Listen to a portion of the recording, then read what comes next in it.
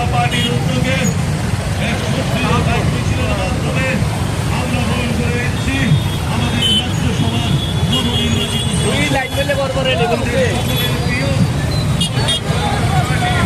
সভাপতি রাজীব ভট্টাচার্য মহোদয়কে।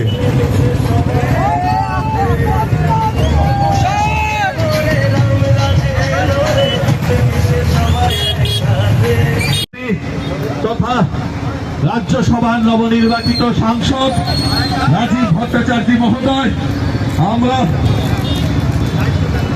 ধীরে ধীরে এগিয়ে যাচ্ছি শহরের এক সুদৃঢ় যুব মোর্চা।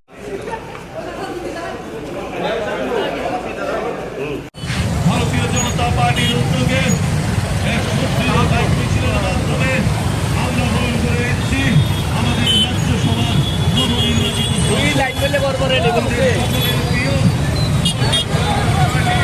সভাপতি রাজীব ভট্টাচার্য মহোদয়কে।